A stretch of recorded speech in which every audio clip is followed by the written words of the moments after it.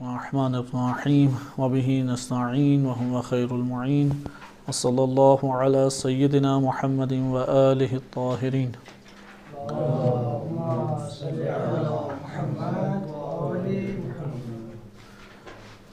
ہماری گفتگو ماہتویت کے موضوع پہ چل رہی تھی کہ الکافی کی روایات کے تناظر میں آپ کی خدمت میں اس ٹاپک کو پیش کیا جا رہا تھا کہ امام مہدی علیہ السلام کے بارے میں ہمارے پاس معتبر ترین روایات کا مجموعہ وہ الکافی میں وارد ہوا ہے، کیونکہ الکافی غیبت صغریٰ کی کتاب ہے، ائمہ اہل بیت علیہ السلام کے زمانے سے متصل دور کی کتاب ہے، اور اس سے قریبی ترین دور کی کوئی مجموعہ حدیث ہمارے پاس موجود نہیں ہے، اس لیے اس کا اعتبار ایک بڑی حد تک بڑھ جاتا ہے۔ الکافی میں باب فی الغیبہ میں ہم حدیث نمبر 7 کا مطالعہ کر رہے تھے کہ آپ نے اس حدیث کو حفظ کیا کہ اسبغ بن نباتہ نے امیر المومنین علیہ السلام سے یہ روایت نقل کی ہے، اور روایت کے آغاز میں امام علی علیہ السلام نے مہدویت کا تعارف کرایا۔ المہدی هو الذی یملأ الارض عدلا وقسطا، مہدی کون ہیں؟ کہ وہ ہیں کہ جو بھر دیں گے زمین کو، هو المہدی الذی یملأ الارض قسطا وعدلا، جو قسط اور عدل سے بھر دیں گے۔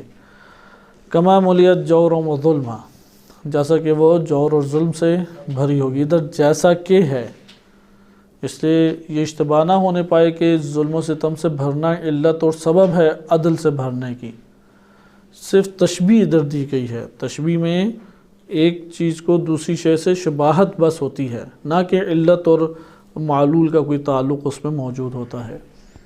پھر آگے فرماتے ہیں امام تکون لہ غیبت و حیرت، امام مہدی علیہ السلام کے لیے غیبت اور حیرت ہے۔ یضل فیہا اقوام و یہتدی فیہا آخرون، ایک بڑے اقوام کی تعداد اس میں گمراہ ہوگی اور بہت سارے ہدایت پا جائیں گے۔ تو اس میں اسبق نے سوال کیا فقلت یا امیر المؤمنین وَكَمْ تَكُونَ الْحَيْرَةُ وَالْغَيْبَةُ، حیرت اور غیبت اس کی مدت کیا ہے؟ کم آتا ہے مقدار کو بیان کرنے کے لیے۔ عربی زبان میں مختلف ہمارے پاس الفاظ ہیں جن سے انسان سوال کر سکتا ہے۔ اگر آپ نے مقدار کے بارے میں سوال کرنا ہے تو عربی زبان میں کم کے ذریعے سے کریں گے۔ مثلا مقدار رکھنے والی چیزیں کون کون سی ہیں؟ مختلف چیزیں مقدار رکھتی ہیں، جیسے کہ دودھ ہے، پانی ہے، یا اسی طریقے سے زمانہ بھی مقدار کا حامل ہے۔ فلسفہ اسلامی میں تفصیلی طور پہ اس کا جائزہ لیا جاتا ہے کہ زمانے کس طرح سے بنتا ہے اور کیا اس کی تشریح ہے۔ ادھر ہم اس فلسفے کی بحث سے ہمارا ادھر کوئی تعلق نہیں ہے، صرف یہ بیان کرنا مقصود ہے کہ زمانے کے بارے میں جب سوال کریں گے تو اس میں ایک سوال کم کے ذریعے سے بھی ہوتا ہے کہ کم تکون لہو حیرت و غیبت، یا ان کے لیے کتنی مدت ہے، کم تکون الحیرت والغیبت، کہ غیبت اور حیرت کی مدت کتنی ہوگی، وہ کتنی مدت تک قائم رہے گا۔ اس کے جواب میں امام علیہ السلام فرماتے ہیں ستۃ ایام او ستۃ اشہر او ست سنین، 6 مہینے یا 6 دن یا 6 مہینے یا 6 سال، یہ بیان کیا۔ تو اس کے بعد فقلت وَإِنَّ هَذَا لَكَائِنٌ، کیا یہ ہو کے رہے گا؟ قال، امام نے فرمایا نعم كما أنه مخلوق، کہ یہ بھی مخلوق ہے۔ وَأَنَّ لَكَ بِهَذَا الْأَمْرِ يَا أَسْبَغ أُولَئِكَ خَيَارُ هَذِهِ الْأُمَّةِ، کہ تیرے لیے یہ امر مہیا نہیں ہوگا، یہ تو اس امت کے چنے ہوئے لوگ ہیں کہ جو ابرار میں سے ہیں، اس عطرت طاہرہ کے ابرار کہلائیں گے، وہ امام علیہ السلام کے انصار شمار ہوں گے۔ انصار کی بحث آگے آتی ہے۔ ہم یہاں پہ آج کے دن اس جملے کو پڑھیں گے ستۃ ایام و ستۃ اشہر و ستۃ سنین۔ سوال یہ پیدا ہوتا ہے کہ غیبت کے مورد میں آیا امام علیہ السلام نے وقت کا تعین کر دیا؟ ممکن ہے کہ کوئی پڑھنے والا یہ سمجھے کہ یہاں پہ کم سے کم دنوں کا تذکرہ کیا گیا ہے اور زیادہ سے زیادہ دن کا بھی تذکرہ ہے، یعنی اگر کم سے کم دن ہوئی غیبت اور حیرت کے وہ 6 دن ہوں گے، اور زیادہ سے زیادہ دن ہوئے تو وہ 6 سال ہو جائیں گے۔ ممکن ہے کوئی پڑھنے والا یہ سمجھے، لیکن یہاں پر او کے ذریعے سے ہمیں پتہ لگتا ہے کہ مراد یہ نہیں ہے۔ یہاں پہ امام علیہ السلام اس کے لیے شک ڈالنا چاہ رہے ہیں کہ مدت ممکن ہے 6 دن ہو جائے، یہ بھی امکان موجود ہے کہ 6 مہینے ہو جائے، اور یہ بھی امکان موجود ہے کہ 6 سال ہو جائے۔ لہٰذا امام علیہ السلام کی نظر میں شک امام اسبغ کے لیے ڈال رہے ہیں۔ کم تکون الحیرۃ والغیبۃ، کہ مقدار کتنی ہے؟ تو امام نے کیا جواب دیا؟ امام نے کوئی معین صورت بیان کی، یا بیان کی کہ امکان مختلف موجود ہیں، یعنی 6 ایام و 6 او 6 اشہر او 6 سنین، یا آگے سے اسی طرح او 6 فلاں، او مثلا 6,000 600 متعدد آگے چل سکتے ہیں۔ یعنی اسلوب اور سیاق سے بھی یہ پتہ لگتا ہے کہ امام علیہ السلام تعیین نہیں فرما رہے، اس جگہ پہ تعیین نہیں فرما رہے۔ ادھر ہم پہلے دیکھتے ہیں کہ شارحین نے، الکافی کے شارحین نے اس بارے میں کیا لکھا ہے، اس کے بعد ہم انشاءاللہ تعالی آیات و روایات سے اس کی تفصیل میں وارد ہوں گے۔ علامہ مجلسی رحمۃ اللہ علیہ کی معروف ترین شرح ہے مرآۃ العقول، اس میں بیان فرماتے ہیں مرآۃ العقول میں 6 ایام، اس کے ذیل میں کہتے ہیں 6 ایام لعلہ مبنی علی وقوع البدا فی هذا الامر، کہ اس امر میں جو بدا کا واقع ہونا ہے اس کی طرف اشارہ ہو، کیونکہ اختتام حدیث میں کیا آ رہا ہے؟ 4 چیزیں ثابت کی ہیں، فإن له بدآت و ارادات و غایات و نہایات، 4 چیزیں، بدآت، پھر کیا ہیں؟ ارادات، غایات و نہایات، کہ انشاءاللہ ہم پڑھیں گے۔ یہاں پہ ہم ابھی بدا کی بحث میں نہیں جاتے، جیسا کہ بعض دشمنان اہل بیت علیہ السلام یا بعض جاہل نادان طبقہ ایک غلط نسبت مکتب اہل بیت کی طرف دیتا ہے کہ بدا سے مراد وہ اللہ سبحانہ وتعالیٰ کا نعوذ باللہ جاہل ہونا مراد لیتے ہیں، جبکہ مکتب اہل بیت علیہ السلام میں بدا سے مراد یہ ہے کہ ہمارے لیے ایک امر کا ظاہر ہونا، جبکہ اللہ کے علم میں وہ پہلے سے موجود تھا کہ یہ حتمی نہیں ہے، حتمی چیز بعد میں آئے گی۔ یعنی جس کو ہم شریعت کی دنیا میں ناسخ منسوخ کہتے ہیں، اس کو تکوینیات کی دنیا میں اور انسان کے لیے جو اللہ نے مقدارات معین کی ہیں اس کی دنیا میں اسے بدا کہا جاتا ہے۔ بدا وہی عین ہی ناسخ و منسوخ ہے۔ فرق کہاں پہ ہے؟ ناسخ منسوخ کا تعلق شریعت کے ساتھ ہے، تشریع کے ساتھ ہے، اور بدا کا تعلق کس سے ہے؟ وہ تکوینیات کے ساتھ ہے۔ اس لیے یہ جھوٹی نسبت دے کہ مثلا ابھی بھی آپ جائیں سوشل میڈیا میں، بہت سارے مفکرین بیٹھے ہوئے ہیں، دعویٰ یہ کرتے ہیں کہ ہم کسی فرقے سے تعلق نہیں رکھتے اور فرقوں کی کتابوں کو ہم انہی کے ذریعے سے پڑھتے ہیں اور شیعت کو بیان بھی کرتے ہیں، اور جو نظریات تشیع میں نہیں ہیں اور پروپیگنڈا ہوئے ہیں اہل سنت دنیا میں، اس کو بیان کر جاتے ہیں، جس سے پتہ لگتا ہے انہوں نے شیعہ دنیا سے یہ مواد نہیں اٹھایا۔ جیسے کہ بعض مثلا غامدی صاحب ہیں، انہوں نے 1 گھنٹے کا لیکچر تشیع کے اوپر دیا ہے، بعض اچھی باتیں بھی اس میں کی ہیں، صحیح ان کے معلومات بھی تھیں۔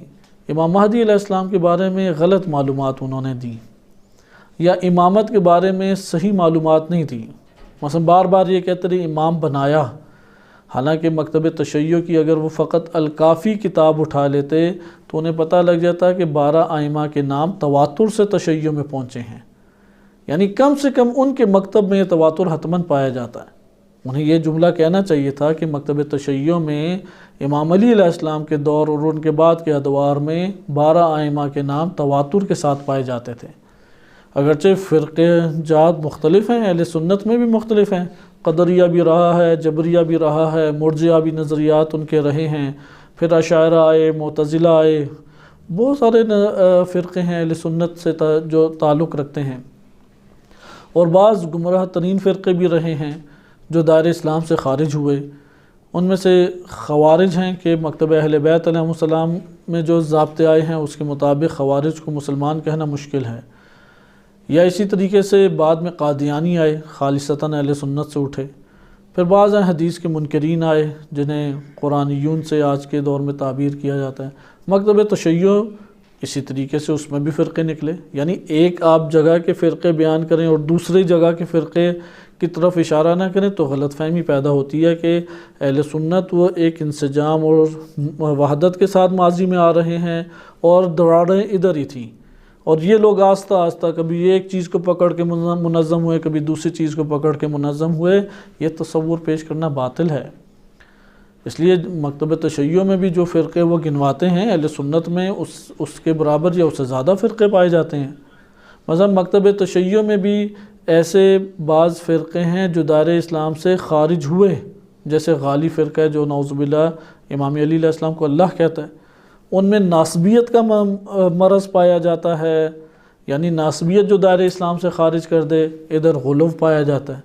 البتہ یہ بھی ہے کہ غلو تمام فرقہ جات میں ایک حد تک، آج کے دور میں تو علماء میں غلو بہت ہے، جو مرضی کر لیں، تب سیاسی سارے حکمران عادل ہی ہیں۔ ابھی جتنے بڑے بڑے مولانا حضرات حکومت میں بیٹھے ہوئے ہیں، ان کے کتنے ہی سکینڈل ابھی سامنے آ چکے ہیں، اس کے باوجود وہ عادل ہیں۔ تو شیعوں میں بھی اسی طرح جو مرضی ہو جائے، عالم پہ بحث آ جائے تو بھڑک اٹھتے ہیں۔ ماضی میں اس طرح کے فرقہ جات رہے ہیں، لہذا بہائی فرقہ شیعوں سے نکلا، قادیانی اگر اہل سنت سے نکلا تو بہائی گمراہ فرقہ جس پہ کفر کے فتوے لگائے تمام علماء تشیع نے، وہ کہاں سے نکلا؟ وہ اسی دنیا سے نکلا۔ اسی طرح ان میں خوارج اور ناسبی پائے جاتے ہیں تو ادھر غلو کے صورت پائی جاتی ہے۔ لہذا یہ کہنا چاہیے کہ عالم اسلام میں ایک فرقہ جات امت اسلامیہ میں موجود تھے اور کثرت سے موجود تھے۔ اسی ضمن میں انہوں نے یہ بیان کیا کہ امام مہدی علیہ السلام ان کی نظر میں سامرا کے غار میں ہیں، سامرا جائیں تو ادھر غار ہی دکھائی نہیں دے گا آپ کو کوئی، یعنی انہوں نے شاید نقشے میں بھی نہیں دیکھا کہ سامرا ہے کیا، انہیں معلوم ہی نہیں کہ اس کی سرزمین کیسی ہے، جہاں پہ وہ رہتے تھے آس پاس کوئی غار ہے یا نہیں ہے، وہ غاروں والی تو جگہ ہی نہیں ہے۔ اور سب سے بڑھ کر کون سی شیعہ تشیع اس بات کی قائل ہے؟ اگر سب سے قدیمی ترین ماخذ اٹھا لیں وہ الکافی یا الامامہ والبصیرہ جو علی بن بابوائے قمی رحمۃ اللہ علیہ کی ہے، اس میں انہیں معلوم ہو جائے کہ مکتب تشیع کی نظر میں کسی غار یا سرداب میں امام مہدی علیہ السلام نہیں ہیں۔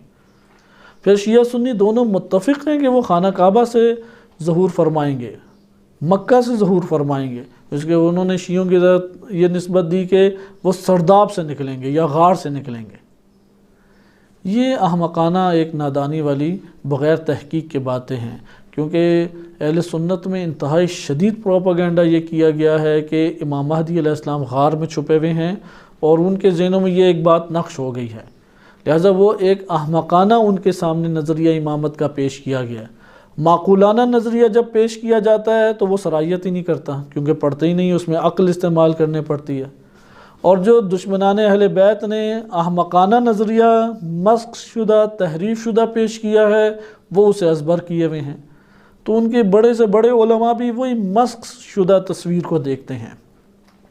ابتدا میں صحیح بیان کرتے ہوئے کہ اللہ تعالیٰ کی طرف سے تقرر ہے، اس بات کے قائل ہیں، عصمت کے قائل ہیں، امام صادق علیہ السلام پہ آ کے غیر محققانہ باتیں کہ ابو مسلم خراسانی آیا اور اس نے پیشکش کی، امام نے کہا ابھی وقت نہیں ہے، یہ باتیں کہاں سے انہوں نے لی؟ یہ تو شیعہ سنی دونوں تاریخ کی کتابوں میں اس طرح نہیں ہے۔ امام علیہ السلام شیعہ کتب میں واضح طور پہ آیا، امام فرماتے کہ اگر میرے لیے انصار فراہم ہو جائیں تو میں خروج کروں گا، لوگوں کی باتیں زیادہ ہیں اور پیچھے سے ساتھ دینے والے افراد نہیں ہیں، جھمگھٹا اکٹھا کرنے سے تو نہیں ہو جاتا ایک خروج۔ جنگ احد مسلمان ہار گئے، جنگ بدر میں کم تھے، جیت گئے، لہذا ضروری نہیں ہے کہ ایک تعداد زیادہ ہو تو حتماً فتح حاصل ہو جائے گی۔ تو اس لیے یہ چیزیں باعث بنتی ہیں کہ جب دقیق طور پہ ایک فرقے کے جو قائل ہیں وہ اس نظریے کو اسی کی زبان نہیں پڑھتے تو پھر اس طرح کے نظریات بیجا طور پہ سامنے آتے ہیں۔ اس لیے بقیہ ائمہ علیہ السلام کی نسبت سے ان کے بالکل مطالعات نہیں تھے، ناقص باتیں کی انہوں نے، اور اپنے ان کے منہج کے بھی خلاف ہے، جو وہ اپنے منہج کو پیش کرتے ہیں، اس میں کہتے ہیں کہ میں کسی فرقے کا نہیں ہوں، اور پھر یہ شو کرتے ہیں کہ میں کتابیں پڑھ کے بات بیان کر رہا ہوں، جبکہ انہوں نے یہ سنی کتابوں میں شرح المواقف اور جو اہل سنت متکلمین نے لکھی یا اہل سنت مناظروں میں یہ باتیں کی گئیں وہ انہوں نے پڑھی، کسی نے انہیں صفحے شاید لکھ کے دیے، انہیں اصلاً یہی نہیں خبر کہ اصل شیعہ ماخذ کون سے ہیں جن سے پڑھنا چاہیے۔ 4 کتب کا نام لیا لیکن الکافی کی طرف رجوع نہیں کیا۔ الکافی میں کیا ہے مہدویت کے بارے میں وارد ہوا ہے، کیونکہ الکافی سے قریب ترین تو کوئی کتاب ہی نہیں ہے مکتب تشیع میں، بقیہ تو سب کتابیں دور کی ہیں۔ یعنی الکافی سے ہٹ کر جو مہدویت نظر آئے اس پہ سوال کیا جا سکتا ہے یہ کہاں سے آ گئی، یہ تو بعد والوں نے ایجاد کی۔ الکافی میں جو مہدویت مذکور ہے وہ تو ائمہ علیہ السلام کے دور کے ساتھ متصل ہے۔ 320 ہجری میں یہ الکافی عالم تشیع میں پھیل گئی، اس کو غیبت صغریٰ میں لکھ کے پھیلا بھی دیا اور کمپلیٹ کر لیا گیا، اور ائمہ علیہ السلام کے زمانے کے اصحاب موجود ہیں۔ امام نقی علیہ السلام کے اصحاب ہیں، امام عسکری علیہ السلام کے اصحاب ہیں، امام مہدی علیہ السلام کے نائبین موجود ہیں۔ تو یہ والے مسائل بنتے ہیں کہ آپ نے ملاحظہ کیا کہ حقیقت میں مہدویت کا موضوع نہ پڑھنا سبب بنتا ہے، اور اس میں ایک بڑی وجہ خود مکتب تشیع سے تعلق رکھنے والے طلاب اور علماء میں کم ایسے افراد ہیں۔ ہم سب کے اوپر تو حکم نہیں لگاتے، لیکن کم ایسے افراد ہیں جنہوں نے بنیادوں کے ساتھ مہدویت کا مطالعہ کیا ہو۔ بنیادوں سے مراد ہے قواعد اور ضوابط کے ذریعے۔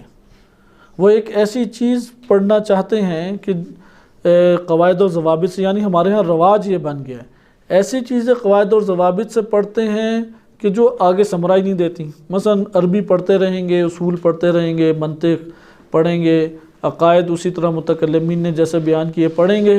اب جب باری آئے گی کہ دین کو توحید، عدل، نبوت، امامت، قیامت، اس کو بنیادوں کے ساتھ سمجھیں، وہاں کیونکہ اپلائی کرنا، تطبیق کرنا سیکھا ہی نہیں، یا کوشش نہیں کی اس ذیل میں، یا وہ علمی مواد ہی نہیں اکٹھا کیا کہ جس کے اوپر یہ قواعد جاری کرنے ہیں، تو ایک طالب علم کا بھی بعض اوقات علمی سرمایہ اتنا ہی رہ جاتا ہے جتنا عوام کا ہے۔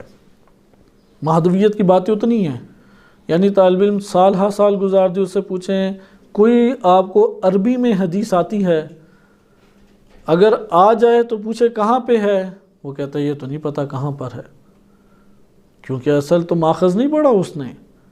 یہ دینداری کی عجیب نوعیت ہے کہ نہ قرآن اور نہ روایات اہل بیت علیہ السلام، اور نہ حتیٰ کہ سنیوں میں بھی اسی طرح مولانا حضرات اور ممبروں سے اور نعتوں سے لی ہوئی چیزیں ہوتی ہیں اور اس کو مکتب بنا لیا جاتا ہے۔ یہ اسی طریقے سے عوامی ایک رائج طریقے چلتے ہیں، ممبروں سے چیزیں لے لیں اور اسی کو انہوں نے مکتب بیان کر کے پیش کر دیا۔ اس وقت ضرورت اس امر کی ہے کہ اصل متون کے ساتھ تعلق قائم کیا جائے، یعنی جہاں پہ اصل حدیث لکھی ہوئی ہے اس کتاب کا خود مطالعہ کریں، اس کتاب سے اس حدیث کو یاد کریں، اس کے پر غور و فکر کریں، اس پر سوال اٹھائیں، نہ کہ تقلیدی طور پہ۔ سند سے بحث کر سکتے ہیں کریں، اگر سند سے بحث کے لیے قواعد نہیں معلوم، غور و فکر متن پہ تو کر سکتے ہیں، متن پہ غور و فکر کر کے سوال اٹھائیں، اس پہ غور و فکر کریں، یہاں پہ مہدویت سے تعلق جوڑتا ہے، وَإِلَّا یہ بے معرفت انسان رہ جائے گا۔ اور یہ والے نقائص ہم دیکھتے ہیں کہ اہل سنت میں اس وجہ سے بھی یہ والے پروپیگنڈا پھیلے کہ کوئی شیعہ ان کے آس پاس ایسا نہیں انہیں ٹکرا کہ جو صحیح مہدویت سے انہیں آشنا کرائے، روشناس کرائے، کوئی شناخت کرائے کہ صحیح مہدویت یہ ہے۔ اس لیے یہ ایک بہت اہم امر بن جاتا ہے کہ آپ جب مہدویت کو بیان کریں تو خود دلیل کے ساتھ بیان کریں، اور بہترین دلیل مہدویت کی وہ قرآنی آیات ہیں یا صحیح سند معتبر روایات اہل بیت علیہ السلام۔ اگر روایات معتبرہ کا اہتمام ہم نہ کریں تو پھر ہوائی مہدویت ہی بنتی ہے، احتمالی مہدویت ہی بنتی ہے، اور جو اپنے مہدویت یعنی معرفت امام سے تعلق نہ ہو، ممات ولم یعرف امام زمانہ ہی ماتا میتۃ جاہلی، یا بالمعنی یہ روایت اہل سنت میں موجود ہے۔ الفاظ پہ اہل سنت اعتراض کرتے ہیں، معنی کے اوپر آ کے خاموش ہو جاتے ہیں۔ خود اہل سنت نے یہ روایات نقل کی ہیں کہ وہ شخص جاہلیت کی موت مرا کہ جس کے گلے پہ بیعت کا پھندا نہیں ہے۔ آج اہل سنت سے پوچھیں بتاؤ کون ہے امام جس کی بیعت کا پھندا آپ کی گردن پہ موجود ہے؟ شیعوں کے امام مہدی علیہ السلام پہ تو ہزاروں اشکالات تم نے کیے، لیکن آپ خود ہی بتاؤ کہ آپ کا پھر امام کون ہے؟ ہم اس امام کی بھی اوصاف اور صفات دیکھ لیتے ہیں۔ غیبت کی بغیر تعجب اور حیرت ہے، اور ایک غلط نسبت مکتب تشیع اور ان کی روایات کی طرف دے کے غار میں اسے بند کر دیا، اور ایک مسخ شدہ، تحریف شدہ آپ چہرہ مہدویت کا بیان کر کے اپنی عوام الناس کے سامنے پیش کریں جس سے وہ شیعہ مہدویت سے بتکیں، تو آپ ذرا اپنی ہی پھر امامت اور خلافت اور بیعت کا جو ہے پھندہ وہ دکھائی دینا چاہیے، وہ کہاں پر ہے؟ لہذا اس دور میں سب سے اہمیت کی حامل جو چیز ہے وہ چیز یہی ہے کہ مہدویت کا حقیقی چہرہ آشکار ہونا چاہیے۔ یہ بات میں اس لیے آپ کی خدمت میں انتہائی پرزور طریقے سے کر رہا ہوں کیونکہ یہ صرف اور صرف انہیں ضرورت نہیں ہے کہ اہل سنت پڑھیں حقیقی مہدویت جو تشیع میں موجود ہے۔ آج واقعاً شیعہ کو بھی، چاہے وہ عالم ہو یا طالب علم ہو یا عوام الناس ہو، شیعہ کے لیے بھی ضروری ہے کہ حقیقی مہدویت کو پڑھے، نہ قصے داستان اور بعض جانبی چیزیں، بعض حقیقی چیزیں بعض جانبی چیزیں ہیں، یعنی بعض مرکزی چیزیں وجود میں نہ آئیں تو مہدویت اور امامت اور خلافت کوئی نظریہ ہی اس شخص کا نہیں ہے، اور بعض جانبی چیزیں جیسے تبرک ایک جانبی چیز ہے، توسل ایک جانبی چیز ہے، اسی طریقے سے بعض دیگر ہیں، زیارت ایک جانبی چیز ہے، اساسی ترین چیز کیا ہے؟ اطاعت ہے، معرفت ہے، قبولیت ہے، نصرت ہے امام کی، راہ امام کی پر ڈٹ جانا ہے، اس راہ کو پکڑ لینا، تمسک ہے اس سے، یہ حقیقی اور اساسی چیزیں ہیں۔ یہ بقیہ اب داستانیں آپ دیکھیں، سب داستانوں کا مرکز تبرک، توسل، زیارت اور ان امور سے ہوگا بس۔ وہ والا ہمارے پاس اصل اساسی واقعات کہاں گئے کہ جو روایات در روایات میں وارد ہوئے ہیں، روایات در روایات میں یہ باتیں وارد ہوئی ہیں کہ امام کو پہچانو، قبول کرو، دل سے محبت کرو، لفاظی نہیں ہونی چاہیے محبت میں۔ جیسے قرآن کی واضح آیت ہے، تم اس وقت تک بر کو نہیں پا سکتے جب تک اس شے کو تم اپنی ذات سے جدا کر کے اللہ کی راہ میں خرچ نہ کرو جسے تمہیں سب سے زیادہ محبت ہے۔ یعنی یہ آیت واقعی انسان کو اندر سے ہلا دیتی ہے۔ لن تنالوا البر، تم بر کو پا ہی نہیں سکتے کبھی بھی، یعنی ابرار نہیں بن سکتے اس وقت، جیسے ادھر انشاءاللہ یہ کلمہ آ رہا ہے ابرار کا کہ مع خیار ابرار ہذہ العطرہ، ابرار کا تصور، کیونکہ یہ لفظ عربی لغت میں عوام الناس کے درمیان ابرار اس طرح سے رائج نہیں تھا۔ ابرار ہذہ العطرہ، ابرار کا نظریہ قرآن کریم نے پیش کیا۔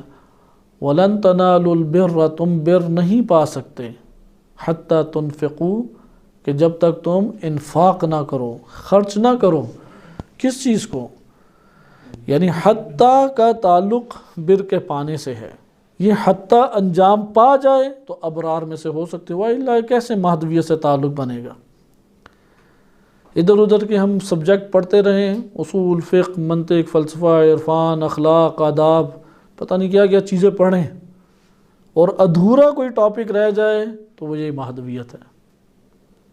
یہ کس طرح کا ایک طالب علمی کا دور ہو انسان کی کہ اسے یہ تو فکر ہے کہ میں نے صرف پڑھنی ہے، نحو پڑھنی ہے، منطق پڑھنی ہے، فلاں چیزیں پڑھنی ہیں، دل میں یہ احساس کبھی اٹھا ہی نہیں ہے کہ میں نے امام مہدی علیہ السلام سے متعلق روایت بھی پڑھنی ہے۔ وہ بھاگا چلا جاتا ہے مختلف دروس میں، بڑے سے بڑے عالم کی زیارت کا ایک اندر اپنے احساس پاتے ہوئے بڑھتا ہے، لیکن مہدویت کے بارے میں بس وہ صرف اس کی لفاظی رہ جاتی ہے۔ اس لیے خلاصہ کلام اس وقت اشد ترین ضرورت ہے کہ مہدویت کے موضوع کا دقت کے ساتھ خود ہر انسان جائزہ لے۔ یعنی ہمارا درس یہ سبب نہیں ہے کہ ایک بیان کرے اگلے فقط سنیں، بلکہ یہ ایک نوع ڈسکشن ہونی چاہیے کہ ہر فرد نے سوچا ہے اور اس سوچ کا تبادلہ کریں اور اس کے اوپر پھر بحث کریں اور حق کو پانے کی کوشش کریں، عقل و فکر اور تدبر اختیار کریں، معرفت کو حاصل کرنے کی کوشش کریں۔ قرآن کریم بھی اسی طرح سے ہے، قرآن کسی کی تفسیر کے ذیل میں تھوڑی سمجھ آئے گا، قرآن سے اپنا قلبی تعلق جوڑنا ہے، امام مہدی علیہ السلام سے قلبی تعلق جوڑنا ہے، اور یہ واقعاً تشیع کو امتیاز حاصل ہے کہ مہدویت کے لیے، امام مہدی علیہ السلام کے لیے جو قلب کی گہرائی سے تڑپتے ہیں وہ فقط مکتب تشیع میں نظر آتے ہیں، جو قلب کی گہرائی سے تمنا کرتے ہیں اور انتظار کرتے ہیں وہ مکتب تشیع میں نظر آتے ہیں۔ لیکن یہ معرفت کے ہمراہ ہونی چاہیے چیزیں، اس لیے داستانوں کی دنیا کچھ اور ہے اور حقائق اہل بیت علیہ السلام کی دنیا کچھ اور ہے۔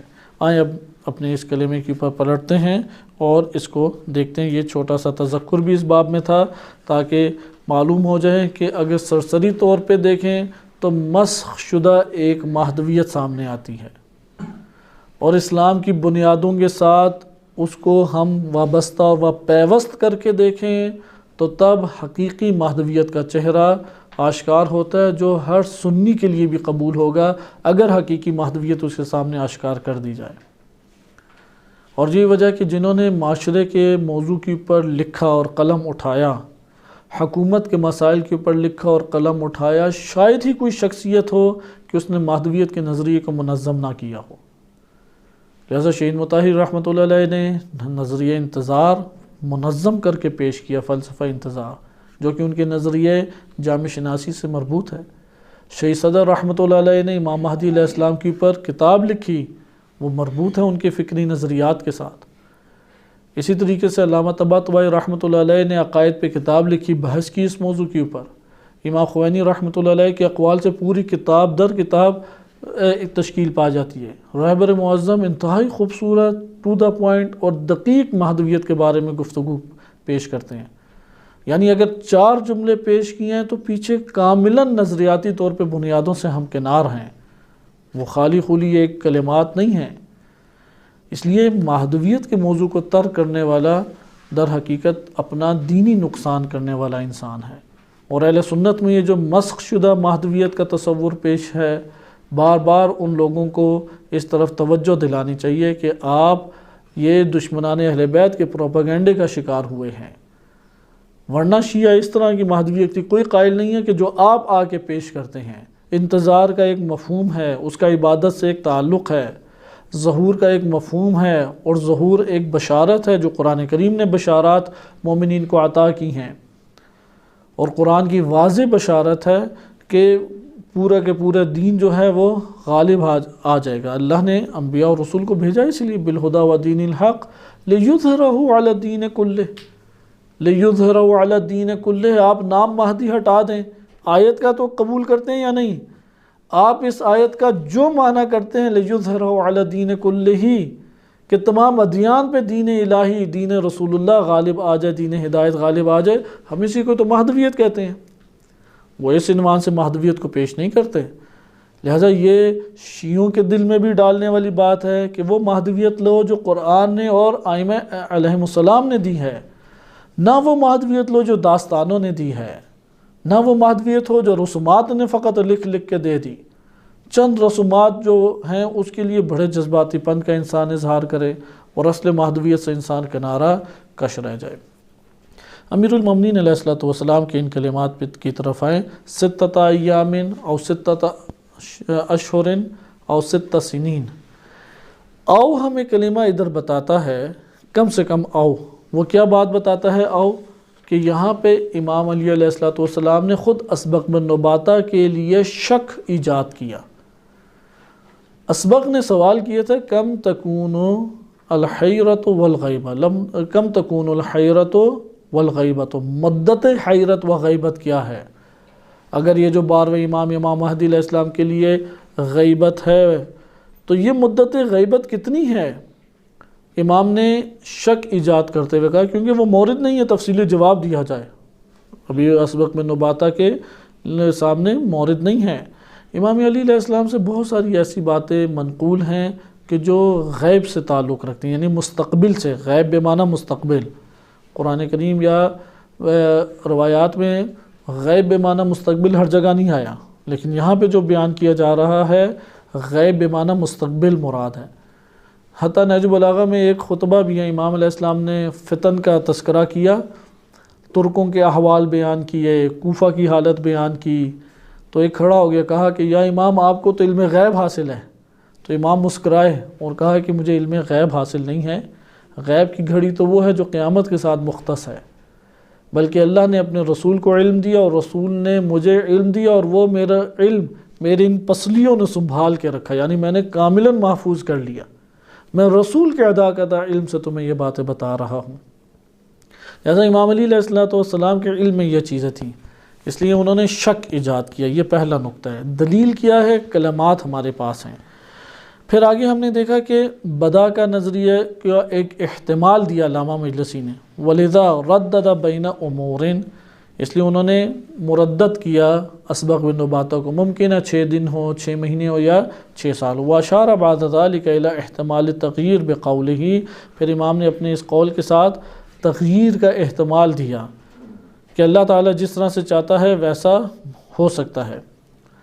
دوسرا احتمال اس کے اندر، دوسرا احتمال ہے او یقال 6 ایام و 6 اشہر و 6 سنین۔ دوسرا احتمال کیا ہے، سائل نے غیبت اور حیرت کے بارے میں سوال کیا تھا اسبق نے، اور امام نے ان دونوں میں سے ایک کے زمانے کو بیان کیا، جو ہم پیچھے تشریح پڑھ چکے ہیں۔ ہم نے 2 احتمال دیے تھے نا، غیبت اور حیرت دونوں ایک ہی معنی ہے یا 2 الگ الگ مرحلے ہیں۔ تو یہاں پہ ایک احتمال یہ آتا ہے کہ امام علیہ السلام نے حیرت کے بارے میں بتایا کہ 6 سال بعد ختم ہو جائے گی اور پھر غیبت رہ جائے گی، تو ان دونوں میں سے ایک کے بارے میں امام نے بتایا کہ وہ جو حیرت کا دور ہے وہ 6 دن ممکن ہے، ممکن ہے 6 مہینے ہو جائے، اور ممکن ہے 6 سال ہو جائے۔ تو یہاں پہ تردید حیرت، مراتب حیرت کے بارے میں بتایا، اس کے بعد غیبت کا امر وہ مستقر ہو جائے گا۔ یہ دوسرا احتمال ہمارے پاس موجود ہے۔ اچھا، اسی طرح سے آئیں اب ہم آیات کی زبانی اس کو پڑھنے کی کوشش کرتے ہیں۔ اصل مسئلہ کہاں پر آتا ہے؟ اصل مشکل یہاں پہ یہ پیش آتی ہے کہ ہمارے پاس صحیح سند ایسی روایات ہیں جس سے پتہ لگتا ہے کہ امام مہدی علیہ السلام کے ظہور کا وقت مقرر کرنے والا جھوٹا ہے، ظہور کا وقت مقرر کرنے والا جھوٹا ہے۔ اچھا، پھر ہے کیا اس کے بارے میں حقیقت؟ آئیں پہلے ہم یہ روایات کے تناظر میں اسے پڑھ لیں، پھر آیات سے استدلال کر کے اس کی شرح کو مکمل کریں گے، اور انشاءاللہ تعالی اگلے درس میں ہم انصار امام مہدی علیہ السلام بنام ابرار، کیونکہ یہاں پہ اخیار اور ابرار، خیار اور ابرار 2 کلمات سے تعبیر کیا امام علی علیہ السلام نے، اس کے تناظر میں دیکھیں گے۔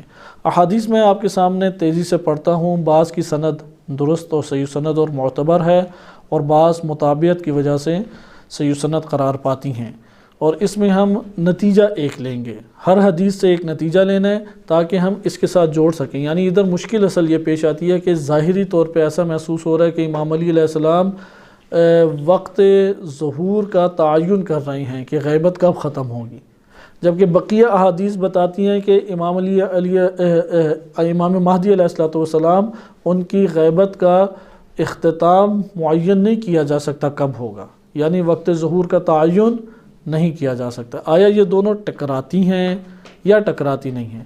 محکم نظریہ تو وہی ہے جو ابھی آپ کے سامنے میں روایات کے ذریعے بیان کرنے لگا ہوں، کیونکہ وہ صحیح سند روایات میں اور کثرت سے ہیں یہ روایات، جبکہ یہ والا جملہ فقط ایک روایت میں آیا ہے، 6 ایام و 6 اشہر و 6 سنین، یہ فقط ایک روایت میں، اور وہ اسبغ بن نباتہ کی ہے۔ بقیہ جتنی کتابوں میں یہ روایت نقل ہے وہ ادھر سے نقل ہے، اس لیے یہ ایک طرق سے ہے۔ لیکن یہ جو میں روایت آپ کے سامنے بیان کرنے لگا ہوں، ظہور کا وقت کوئی نہیں معین کر سکتا، اور قرآن کریم کی آیات سے بھی ہم استدلال انشاءاللہ اس پہ کریں گے، تو یہ ہمارا محکم نظریہ ہونا چاہیے، کیونکہ صحیح سند روایات بھی ہیں، نمبر 2 کثیر روایات بھی ہیں، اور نمبر 3 اس کے اندر جو علت روایت میں بیان کی ہے وہ قرآن کریم کی آیات سے سازگار بھی ہیں۔ حدیث پہلی دیکھیں، یہ سب الکافی سے ہی آپ کی خدمت میں ذکر کی جا رہی ہیں، الکافی میں یہ پورا باب آگے آ رہا ہے، تب ہم اس سے تفصیلی بحث کریں گے، ابھی صرف ایک تیزی سے اس کا ہم جائزہ لیں گے۔ ابو بصیر نقل کرتے ہیں امام صادق علیہ السلام سے، کہتے ہیں سألتہ عن القائم، میں نے امام مہدی علیہ السلام کے بارے میں پوچھا، قال کذب الوقاتون، وقت مقرر کرنے والے کیا ہیں؟ جھوٹے ہیں، جھوٹ بولتے ہیں جو وقت مقرر کرتے ہیں۔ انا اہل بیت لا نوقت، ہم اہل بیت وقت مقرر نہیں کرتے۔ یہ روایت ہمیں بتاتی ہے کہ امام علی علیہ السلام نے وقت مقرر نہیں کیا، بلکہ کیا کیا ہے؟ متردد اسے کیا ہے، آؤ آؤ کہہ کے تردد میں ڈالا ہے۔ جیسے آپ ممکن ہے پوچھیں، ہم کہیں کہ انشاءاللہ امتحان ہوگا، تو وہ پوچھتے ہیں، اسٹوڈنٹ پوچھے گا کب ہوگا، تو آپ کہتے ہیں ممکن ہے کل ہو جائے، ممکن ہے 2 مہینے بعد ہو جائے، ممکن ہے 1 سال بعد ہو جائے۔ تو یہاں پہ آپ وقت مقرر کر رہے ہیں یا اسے کہہ رہے ہیں کبھی بھی ہو سکتا ہے؟ یہ سیاق ادھر بتاتا ہے کہ وقت مقرر نہیں کر رہے امیر المومنین علیہ السلام. سیاق کلام سب سے بہترین دلیل ہے، وہ متردد کر رہے ہیں کہ یہ عمل کبھی بھی انجام پا سکتا ہے، اور یہ دیگر روایات سے بھی سازگار تفسیر ہے، اور یہ ہمارا مختار بھی ہے. یعنی ہمارا جو اس جگہ پہ معنی لینے کا، کیونکہ ہم قواعد کی مدد سے ہی معنی لیں گے مہدویت میں، قواعد کی دنیا سے نکل کے اپنے ظنیات اور گمانات کے اوپر تو معنی نہیں لے سکتے. لہذا ہمارے پاس سیاق کلام اس وقت جیسے اصول فقہ میں سیاق کلام دلیل کے طور پہ آتا ہے کہ ظاہر کلام متکلم وہ کیا بیان کر رہا ہے. حال متکلم سے جو ظاہر ہو رہا ہے وہ یہی ہے کہ تردد میں ڈالا جا رہا ہے کہ تعیین نہیں کی جا سکتی ہے اسباغ. ممکن ہے 6 دنوں میں ہو جائے، ممکن ہے 6 سالوں میں آگے ہو جائے، یعنی کوئی وقت نہیں مقرر کر سکتے. اور یہ دیگر روایات سے بھی تفسیر سازگار بنتی ہے. اس لیے ہمارے پاس یہ معنی لینے کی دلیلیں کیا ہو جاتی ہیں؟ نمبر 1 دلیل سیاق کلام. سیاق کلام کہہ رہا ہے متردد کیا اسے، اور اسبق کا وقت معین نہیں ہے. نمبر 2 صحیح سند روایت الکافی میں ہے ان اہل البیت لا نوقت، ہم وقت مقرر نہیں کرتے.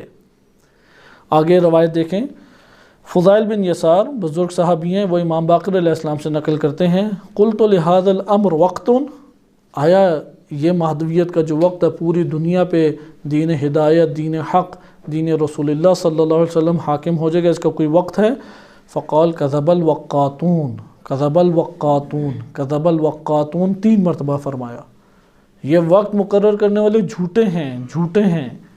اور تیسری دفعہ کہا کہ یہ وقت مقرر کرنے والے جھوٹے ہیں. اب آگے وجہ دیکھیں کیسے امام نے سمجھایا راوی کو. ان موسیٰ لما خرج وافدا الی ربہ، موسیٰ علیہ السلام جب کوہ طور پہ اللہ نے بلایا تھا دوبارہ تختیاں لینے کے لیے، تو اس وقت موسیٰ علیہ السلام اپنے رب کے لیے نکلے.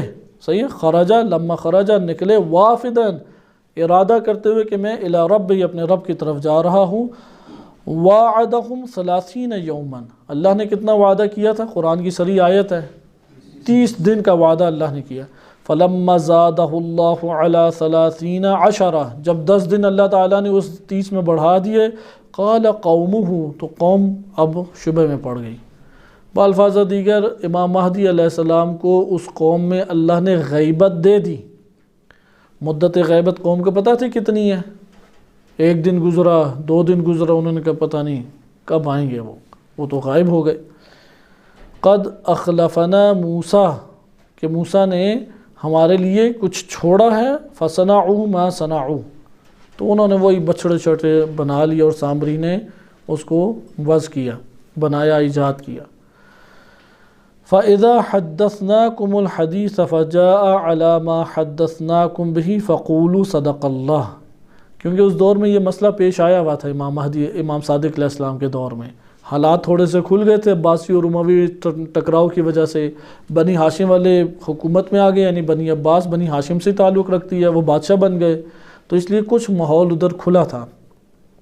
تو اس میں یہ شیعہ یہ کوشش کرتے تھے امام صادق علیہ السلام سے خروج کروا لیں، اور امام صادق علیہ السلام کو پتہ تھا کہ یہ سارے جذباتی شیعہ ہیں اور نتیجہ کچھ نہیں نکلے گا. اس لیے امام علیہ السلام امت کی تربیت میں ہی مصروف تھے. تدبیر جو اللہ کی تدبیر ان کے لیے قرار پائی تھی اس کو انجام دے رہے تھے امام صادق علیہ السلام. اس لیے وہاں پہ یہ والا مسئلہ کھڑا ہوا، طرح طرح سے یہ باتیں کرتے تھے، بقیہ ائمہ سے بھی پہنچی ہوئی تھی چیزیں. اس لیے ان میں سے ایک یہ تھا کہ امام مہدی علیہ السلام کے بارے میں امر تھا کہ ظہور کب ہوگا. تو وہ یہ کہنا چاہ رہے تھے کہ ابھی کچھ عرصے میں ہی ظہور ہو جائے گا، فلاں عباسی مرے گا ظہور ہو جائے گا. تو اس طرح شیعوں کو وہ تھوڑی سی ہمت بڑھاتے تھے. تو یہاں پہ امام علیہ السلام نے کہا کہ جب بھی کوئی حدیث ہماری ہم لوگ تمہیں کوئی بات بیان کریں اور جو ہم نے تمہیں بیان کیا وہ تم لوگوں تک پہنچے تو پھر تم لوگ کہو کہ اللہ نے سچ فرمایا، اور اگر اس کے خلاف پہنچے کہ جو ہم لوگوں نے بیان کیا ہے تو پھر کہو کہ صدق اللہ تؤجروا، کہ اللہ نے سچ فرمایا ہے، تجھے اجر ہی مل سکتا ہے مرتين، 2 مرتبہ یہ کہو. یعنی تصدیق فقط اس کی کرو کہ جو ہم سے پہنچا ہے، بقیہ کی تصدیق نہ کرو. اس لیے یہ جو لوگ پروپیگنڈے کر رہے ہیں اور خود وقت مقرر کر رہے ہیں کہ فلاں بادشاہ کے مرنے کے بعد امام مہدی علیہ السلام کا ظہور ہو جائے گا، فلاں کے بعد ظہور ہو جائے گا، جیسے آج کل جنتریوں سے جن کا تعلق ہوتا ہے، انہوں نے وقت مقرر کیے ہوئے ہیں، انہوں نے سال بھی معین کیے ہیں، پھر داستانیں بھی بنائی ہیں، اور ان داستانوں کی نسبت بھی آغا بہجت کی طرف دے دیں گے، امام خمینی کی طرف دے دیں گے، رہبر معظم کی طرف دے دیں گے۔ یہ طریقے باطل طریقے ہیں۔ اگلی روایت تیزی سے دیکھیں، ابراہیم بن محزم کی ہے، وہ اپنے والد محزم سے نقل کرتے ہیں کہ امام صادق علیہ السلام نے فرمایا، محزم کو مخاطب کر کے کہا کہ ذکرنا عندہ ملوک آل فلان، کہ محزم کہتے ہیں کہ ہم نے امام علیہ السلام کے سامنے آل فلان مثلا بنی عباس کے بادشاہوں کا تذکرہ کیا۔ فقال، امام علیہ السلام نے فرمایا، انما ہلک الناس من استعجالہم لہذا الامر، اس امر کی جلدی کرتے ہوئے عجلت نے ان لوگوں کو ہلاک کر دیا ہے۔ کیوں؟ اس دور میں لوگ اٹھے ہوئے تھے، چاہتے تھے، کیونکہ امام صادق علیہ السلام یہ روایت بھی ہے کہ کلنا مہدی، ہم سب کیا ہیں، یعنی اس معنی کے اعتبار سے عربی بیان کی ہے کہ ہم سب مہدی ہیں، یعنی ہم سب کا وظیفہ ہے کہ پوری دنیا کے اوپر حکومت واحدہ الہیہ قائم کریں، لیکن یہ توفیق جسے نصیب ہوگی وہ امام مہدی علیہ السلام ہیں۔ پھر آگے بیان کیا کہ ان اللہ لا یعجل لعجلۃ العباد، بندوں کی جلدی کرنے سے اللہ نہیں جلدی مچائے گا۔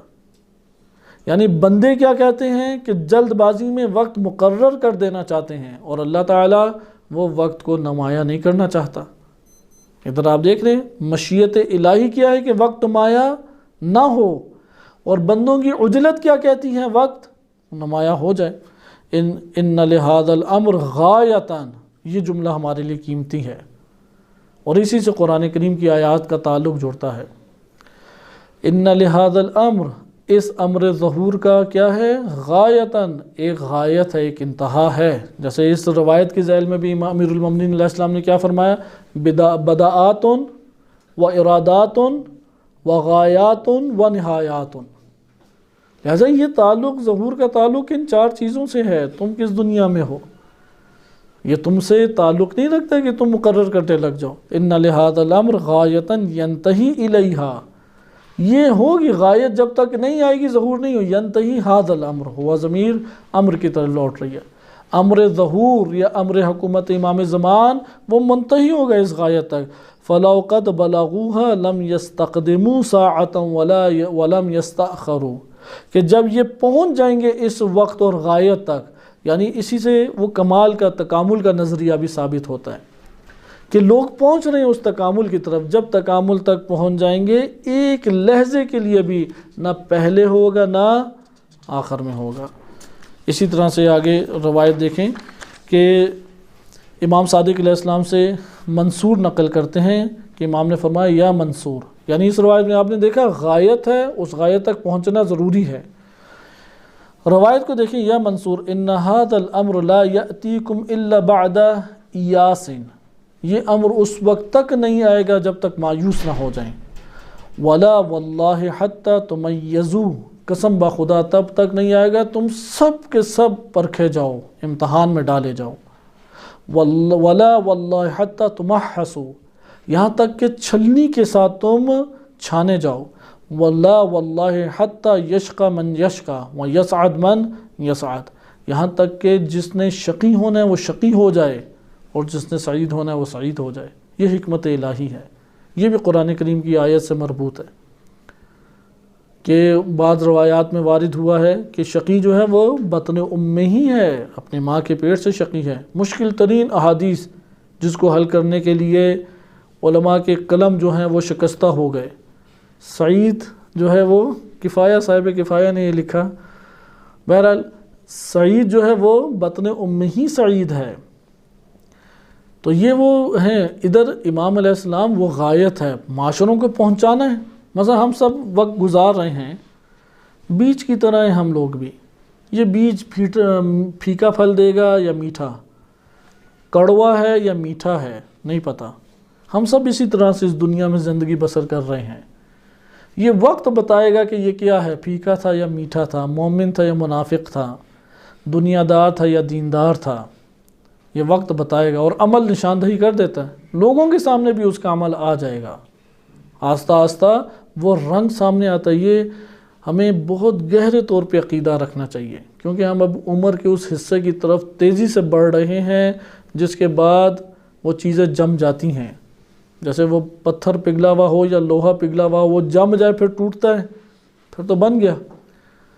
تو اس کے بعد 40 کے بعد انسان بن جاتا ہے، بس بن گیا، وہ اس سے پہلے بنانے والا مادہ ہوتا ہے، پھر بن گیا جو تھا وہی باہر آئے گا، 1000 کوششیں کر لیں، وہ لوہا مضبوط ہو گیا، پھر تبدیلی نہیں آتی، وہ پھر پرانا پھل کاٹ رہا ہوتا ہے، جو جوانی میں اس نے کاٹا اور گزارا وہ پھر پھل 40 کے بعد وہ کاٹتا ہے۔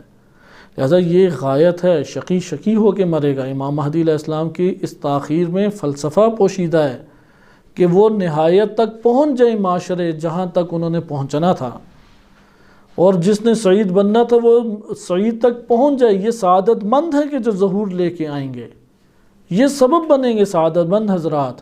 وہ شقی بنیں گے کہ جن سے ٹکراؤ ہوگا اور حق اور باطل کا آخری مارکا ہوگا، اور سب شقی ایک پرچم تلے وہ دب کے ختم ہو جائیں گے، اور سعید ایک پرچم تلے جمع ہو کے فتح یاب ہو جائیں گے۔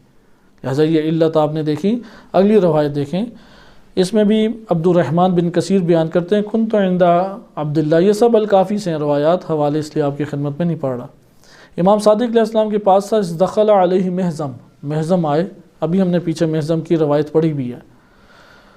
فقال له جعلت فداک، یعنی پہلے محزم نہیں، یہ ایک ہی واقعہ پیش آئے، مختلف واقعات نہیں ہیں۔ ابھی محزم سے کون نقل کرنے ہیں؟ عبد الرحمن بن کثیر بھی ادھر موجود تھے، انہوں نے جو دیکھا وہ بیان کیا، اور محزم نے اپنے بیٹے کو بھی جو بیان کیا، اپنے فرزند کو بیان کیا، وہ انہوں نے اپنی زبانی بیان کی، اس لیے دونوں کا اصلی مضمون ایک ہی ہے۔ اذ دخل علیہ المحزم، اتنے میں محزم آ گئے، فقال له جعلت فداک، تو انہوں نے امام کی خدمت میں عرض کیا میں آپ کی قربانی قرار پاؤں، اخبرنی عن هذا الامر الذي ننتظره، کہ یہ جملہ ادھر موجود نہیں اتنی تفصیل کے ساتھ، کیونکہ پتہ تھا بیٹے کو کہ باپ کس کام کے لیے گیا ہے اور کیا سوال کیا ہے۔ عبد الرحمن بن کثیر نے یہ ذکر کیا کہ اس سوال محزم نے یہ کیا تھا، ہم جس امر کا انتظار کر رہے ہیں یعنی مہدویت، آپ اس کے بارے میں بتائیں یہ کب ہوگا، متى ہوا، یہ کب ہوگا؟ فقال یا محزم کذب الوقاتون، وقت مقرر کرنے والے جھوٹے ہیں، وہلک المستعجلون، یہ عجلت پسند بھی جھوٹے، یہ ہلاک ہو جائیں گے، وہلک المستعجلون۔ ادھر ایک مسئلہ پیش آتا ہے انشاءاللہ، یہ سوال تیزی سے آپ کے ذہنوں میں ابھرنا چاہیے تھا لیکن ہم آگے حل کریں گے۔ وعجل فرجہ الشریف پھر کیوں کہتے ہیں؟ اگر ہلک المستعجلون کہ مستعجل عجلت پسند جو ہیں وہ ہلاکت میں ہیں، تو پھر یہ دعا کیوں کرتے ہیں؟ اس کو انشاءاللہ بعد میں حل کریں گے، کیونکہ ہلک المستعجلون کا تعلق وہ علم الہی سے ہے، اس کی طرف امام کا اشارہ ہے کہ بھائی عجلت جو کرنا چاہتا ہے اور عجلت کر کے کچھ حاصل کرنا چاہتا ہے، کچھ نہیں ملے گا، اللہ نے مقرر کی ہوئی ہے چیز، غایت تک پہنچانا ہے اللہ نے، یہ تدبیر الہی سے سارے امر انجام پا رہے ہیں۔ وَنَجَل مُسَلِّمُون، جو سر تسلیم خم کر دے گا وہ نجات پا جائے گا۔ وہ جو عجل فرجہ شریف ہم کہتے ہیں، وہ مسلمون سر تسلیم خم کرتے ہوئے ہم کہتے ہیں کہ روایات میں اس طرح سے بعض کلمات وارد ہوئے ہیں۔ والمسلمون سر تسلیم خم، مہدویت کے موضوع کے سامنے سر تسلیم خم کر دیں۔ امام نے کہا کذب الوقاتون، مان لیا جھوٹے ہیں۔ امام نے فرمایا اس کی ایک غایت ہے، اس غایت تک معاشرے پہنچیں گے تو تب یہ امر ہوگا، سر تسلیم خم کر لیں۔ امام علیہ السلام نے یہ فرمایا کہ شقی شقی بن جائے گا یہاں تک کہ اس کی شقاوت آشکار ہو جائے، سعید کی سعادت آشکار ہو جائے، یعنی وہ بیج سے پھل نکل کے تناور درخت بن کر پھل دے دے، جب دے دے گا تو ظہور ہو جائے گا، اور یہ سی دیے ہوئے پھل سے ظہور ہوگا، کسی اور شے سے ظہور نہیں ہوگا۔ اگلی روایت پڑھیں، اور یہ ہماری اس موضوع کی آخری روایت ہے۔ یہ روایت کمال الدین میں وارد ہوئی ہے، اور ہمارے بزرگ علماء میں جیسے امام خمینی رحمۃ اللہ علیہ وہ اسی نظریے کے بھی قائل ہیں کہ جو اس روایت میں ذکر کیا جا رہا ہے۔ عبداللہ بن فضل ہاشمی سے یہ روایت ہے، وہ کہتے ہیں کہ میں نے امام صادق علیہ السلام سے سنا، فرماتے ہیں امام صادق علیہ السلام ان لصاحب هذا الامر غیبتاً، اس امر صاحب امر مہدویت کے جو صاحب ہیں، صاحب امر یعنی مہدویت، امام مہدی علیہ السلام، غیبتاً ان کے لیے غیبت ہے، لا بد منہا یرتاب فیہا کل مبتل، اس غیبت میں ضروری ہے کہ ہر اہل باطل شک میں پڑ جائے گا۔ یہ اس کی شقاوت، شک کا ہم قرآن کریم کی آیات کے ذیل میں پڑھ چکے ہیں، مصدر شک وہ شیطان کی طرف سے ہے، لہذا شک میں پڑ جائے گا کل مبتل۔ فقلت ولما جعلت فداکا، یا امام ایسا کیوں ہے؟ اب کیونکہ کائنات کے اسرار بہت سارے ہیں، سعید کون، شقی کون، باطل کون، حق کون اور کس طرح سے اس کا تعلق قائم ہوتا ہے، یہ اسرار ہمارے سامنے آشکار ہونے والے نہیں ہیں۔ تو امام نے فرمایا فقلت ولما جعلت فداکا، ایسا کیوں ہے؟ امام نے فرمایا لامر، ایک امر کی وجہ سے اللہ نے ایسا کیا ہے۔ لم یؤذن لنا فی کشفہ لکم، اللہ نے اجازت نہیں دی کہ ہم اسے تمہارے لیے آشکار کریں، کیونکہ تمہیں سمجھ نہیں آ سکتی یہ بات، تم لوگ متحمل نہیں ہو کہ یہ والے اسرار جان لو۔ یعنی شقی کے شقی ہونے کی اصل وجہ، سعید کے سعید ہونے کی اصل وجہ کاملاً 100% ہمیں نہیں پتہ لگ سکتی۔ اہل باطل کیوں باطل پہ مرا؟ کتنے ایسے مسلمین ہیں جو باطل میں ہو کے مریں گے، کتنے اہل باطل ہیں جو حق پرست ہو کے مریں گے، یہ کیا ہے پیچھے ان چیزوں کے پیچھے راز؟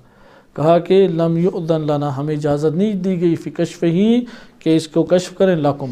پھر اس نے آگے ایک اور سوال کر لیا، فقلت ما وجہ الحکمہ فی غیبتہ، امام کی غیبت کی اصل حکمت کیا ہے پھر یہ تو بتا دیں۔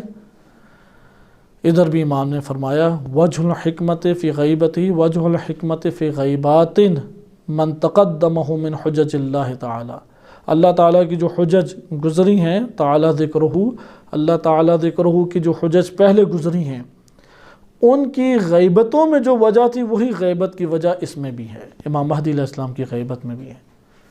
روایات اہل بیت میں وارد ہوا ہے، ابراہیم علیہ السلام کو غیبت دی اللہ نے، موسیٰ علیہ السلام کو غیبت دی، یوسف علیہ السلام کو تو طویل غیبت دی۔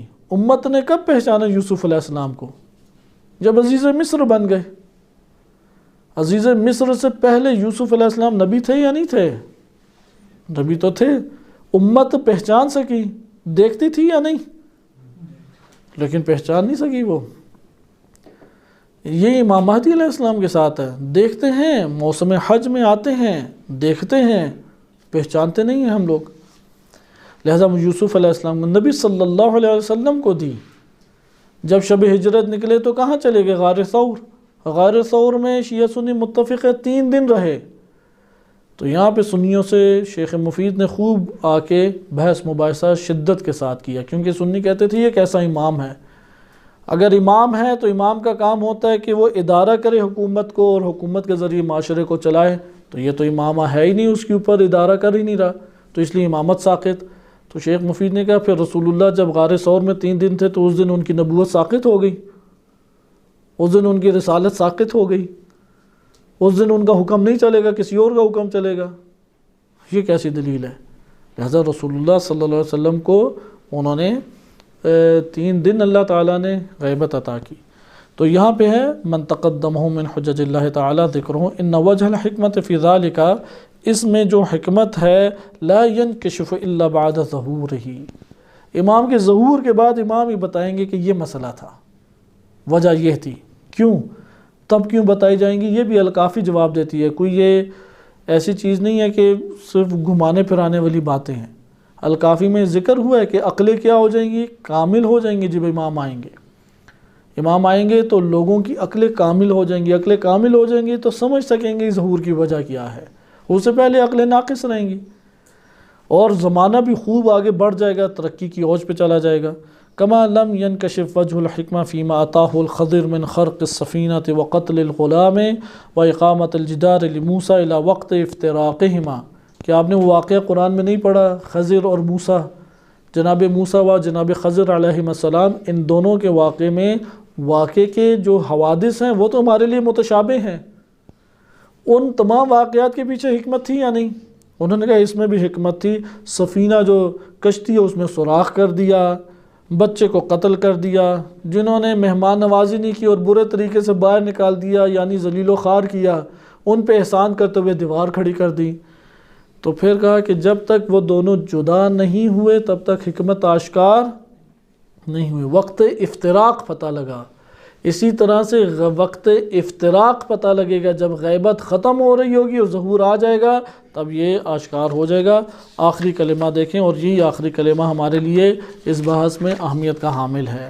یبن الفضل، امام فرماتے ان ھذا الامر، امر غیبت امام زمان و امر حکومت امام زمان علیہ السلام، امر من امر اللہ تعالی، اللہ تعالیٰ کے امر میں سے ایک امر ہے۔ اور امر کی شان کیا ہے اللہ تعالیٰ کی؟ قرآن نے کیا ذکر کیا؟ اذا اراد اللہ شیئا، اذا اراد شیئا ان یقول کن فیکون، یعنی اللہ سبحانہ وتعالیٰ کے ارادہ، یا ایک جگہ پہ قرآن میں آیت میں ہے کہ امر کی شان اللہ کی یہ ہے، امر الہی کی شان یہ ہے، ارادہ الہی کی شان یہ ہے، اذا اراد شیئا، کہ وہ ایک شے کا ارادہ اللہ کرتا ہے، یعنی امر کا ارادہ کیا تو وہ کیا ہو جائے گی؟ فوراً ہو جائے گی۔ یہ کنایہ ہے فوراً سے، صحیح ہے؟ کن فیکون کیا ہے؟ فوراً ہونے سے یہ تعلق رکھتا ہے۔ اس کا تعلق امر کے ساتھ ہے، یعنی امر الہی کے ساتھ ہے۔ اس بحث کو علامہ طباطبائی نے ایک حد تک بڑے تفصیل سے بیان کیا کہ ایک امر ہے اور ایک خلق ہے، عالم امر اور عالم خلق کو جدا کیا۔ بہرحال آیت اللہ مصباح نے اس کے اوپر اعتراض کرتے ہیں، لیکن امر اور خلق کے حوالے سے امر الہی کی یہ شان ہے، اور یہ دو جہان الگ الگ ہیں، یعنی اس کے اوپر آغا مصباح یزدی کا اعتراض موجود ہے، لیکن یہ بات قرآنی آیات سے واضح ہے۔ امر الہی کی شان یہ ہے کہ وہ ارادہ کرتا ہے تو وہ ہو جاتی ہے، ارادہ کرتا ہے تو ہو جاتی ہے، وقفہ درمیان میں نہیں ہے۔ اس لیے فرمایا امر من امر اللہ و سر من سر اللہ، اللہ کے رازوں میں سے ایک راز ہے، و غیب من غیب اللہ، اللہ کے غیب میں سے ایک غیب ہے۔ متی علمنا انہ عز وجل حکیم، جب ہم نے یہ بات جان لی اللہ عز وجل حکیم ہے، صدقنا، تو ہم نے تصدیق کی، بأن افعالہ کلہا حکمہ، کہ اس کے سب افعال کیا ہیں؟ حکمت والے ہیں۔ وَإِن كَانَ وَجْهُهُ غَيْرُ مُنْكَشِفٍ وَجْهُهَا غَيْرُ مُنْكَشِفٍ، اگرچہ ہمیں اس کی وجوہات کا علم نہ ہونے پائے۔ اور قرآن کی آیات بھی ہیں کہ یہ آیات آپ کی اسی ضمن میں تیزی سے بیان کر دی جائیں، یعنی نتیجہ کیا نکلا؟ امام علی علیہ السلام نے جو تردد کا شکار اسے کیا، اس کی وجہ کیا تھی؟ کیونکہ وقت جو ہے وہ مقرر نہیں کیا جائے گا، اجازت اس کی نہیں دی گئی، اس کا تعلق امر اور سر الہی و غیب الہی سے ہے، لیکن اس کا یہ مطلب بھی نہیں ہے کہ اللہ کے ہاں معین نہیں ہے، معین ہے اللہ کے ہاں وہ چیز۔ کیسے؟ کہ اللہ تعالیٰ ہر چیز کو اس کی مقدار کے تحت سامنے لاتا ہے۔ وَإِن مِّن شَيْءٍ إِلَّا عِندَنَا خَزَائِنُهُ وَمَا نُنَزِّلُهُ إِلَّا بِقَدَرٍ معلوم، سورہ حجر آیت نمبر 21 میں ارشاد باری تعالیٰ ہوتا ہے کہ بے قدر معلوم، تمہیں جتنی مقدار دینی چاہیے تھی دے دی، بقیہ جن کو جتنی مقدار عطا کرنی تھی وہ اللہ نے عطا کر دی۔ اللہ تعالیٰ ہر ظرف کے مطابق چیزوں کو دیتا ہے۔ یا اسی طریقے سے آگے دیکھیں، سورہ فرقان آیت نمبر 2 میں ہے کہ میں صرف اختتامی آیت پڑھتا ہوں، وَخَلَقَ كُلَّ شَيْءٍ فَقَدَّرَهُ تَقْدِيرًا۔ آیا یہ امر ظہور و امر غیبت و امر حکومت الہی یہ ایک مخلوق الہی ہے یا نہیں؟ خود ہمارے پاس دلیل بھی ہے کہ امام علی علیہ السلام نے کیا فرمایا؟ کما انہ مخلوق، یہ مخلوق ہے۔ مخلوق ہے تو اللہ کیا فرما رہا؟ کل شیء، ہر شے کو اللہ نے کیا کیا ہے؟ فقدرہ تقدیرا، اللہ نے اسے خلق کرنے کے بعد تقدیر اس کی مقرر کی، یعنی اس کی مقدار معین کر دی، نہ مقدار سے پہلے نہ مقدار کے بعد، یہ مقداریں ہم سے اوجل ہیں اور وہ حکیم ذات جانتی ہے۔ اسی طرح سے آپ آگے دیکھیں، ایک اور آیت ہے سورہ احزاب آیت نمبر 38 میں ارشاد باری تعالیٰ ہوتا ہے کہ اللہ کی سنتیں ہیں جو اس سے پہلے بھی جاری ہوئی ہیں، سنت اللہ فی الذین خلو من قبل وکان امر اللہ قدرا مقدورا۔ روایت کیا کہہ رہی تھی؟ امر من امر اللہ، ادھر کیا بیان ہو رہا ہے؟ اللہ کا امر کیا ہے؟ قدراً مقدورا، اس کی مقدار معین کی گئی ہے اور وہ مقدار کے مطابق ہی اللہ تعالیٰ نے اس کی حکمت قرار دی ہے۔ سورہ احزاب آیت نمبر 38 میں آپ نے ملاحظہ کیا۔ اسی طرح سے سورہ قمر آیت نمبر 49 میں دیکھیں، ان کل شیء خلقناہ بقدر، ہم نے ہر شے کو جب خلق کیا تو اس کی مقدار معین کی۔ امام مہدی علیہ السلام کے اس امر کی بھی مقدار معین ہے، ہم سے اوجل ہے۔ اسی طرح سے سورہ طلاق آیت نمبر 3 میں دیکھیں ان اللہ بالغ امرہ، یہ بھی روایت میں وارد ہوا، غایت ہے وہ بالغوہ، اور وہ بالغوہا، وہ اس غایت تک پہنچیں گے۔ ان اللہ بالغ امرہ، اللہ تعالیٰ اپنے امر کو پہنچا کے رہتا ہے، جس کے لیے خلق کیا ہے اس تک پہنچا کے رہتا ہے۔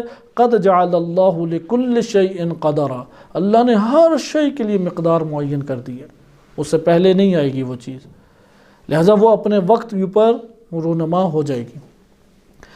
اگلی آیت دیکھیں، سورہ اعلیٰ آیت نمبر 2 اور 3 ہے، الذی خلق فسوی والذی قدر فہدی، بہت دقیق آیت ہے، والذی قدر فہدی، کہ اللہ نے کیا کیا، خلق کیا، فسوی، پھر اس کو برابر کیا، جو یعنی متوازن کیا۔ برابر ادھر مراد ہے ہر امر کو اللہ نے خلق کرنے کے بعد متوازن کیا، جیسے جسم کو متوازن کیا، متوازن کرنے کے بعد چھوڑ دیا اللہ نے، نہیں، پھر کیا کیا کہ قدرہ، پھر اس کو تقدیر، مقدار اس کی معین کی، زمانے کے اعتبار سے، مکان کے اعتبار سے، حقیقت کے اعتبار سے، وجود کے اعتبار سے مقدار اللہ نے معین کی۔ اچھا مقدار معین کر کے چھوڑ دیا؟ نہیں، وہ بالغ امر ہی فہدا، اس کے لیے ایک راستہ رکھا، اس نے پہنچنا ہے اس تک، اس راستے سے گزرے گا، اس راستے تک پہنچائے گا۔ فہدا جو ہے یہ اصل مقصد تھا، اس لیے کیوں اللہ نے خلق کیا، فہدا، فسوا کیوں کیا، فہدا، قدرہ کیوں کیا، فہدا، یہ ہدا مقصد تھا، بالغ امر ہی مقصد تھا، اس لیے غایات و نہایات یہ اللہ نے قرار دی ہیں۔ اور آخری آیت زمر میں دیکھیں، آیت نمبر 14 ہے، سورہ رعد آیت نمبر 39 ہے، سورہ رعد آیت نمبر 39، کہ دیکھو تمہارے سامنے چیزیں آشکار ہوتی ہیں، ممکن ہے کہ وہ تمہارے لیے عارضی طور پہ اللہ نے سامنے لائی ہوں، جبکہ اللہ کے علم میں ہے کیا مقدار ہے، کیا غایت ہے، کیا نہایت ہے، اس لیے جو تمہارے سامنے اسے اللہ مٹا دیتا ہے، اور پھر وہ آشکار کرتا ہے جو اللہ نے حکمت کے تحت مقدار معین کی تھی۔ یمحو اللہ ما یشاء ویثبت، کہ اللہ جسے چاہتا ہے یعنی مشیت الہی کے تحت مٹا دیتا ہے، اور مشیت الہی کے تحت اثبات کرتا ہے۔ وَعِندَهُ ام الکتاب، اور اس کے پاس ام الکتاب ہے۔ بعض روایات میں اس طرح سے وارد ہوا ہے، اگر یہ آیت قرآن میں نہ ہوتی تو جو ہمیں اللہ نے علم دیا تھا اس کے ذریعے سے جو تمہارے بارے میں خبریں دی ہوئی تھیں وہ سب ہم تمہیں بتا دیتے، لیکن ان میں سے کس کو مٹایا کس کو نہیں مٹایا اس کی خبر نہیں۔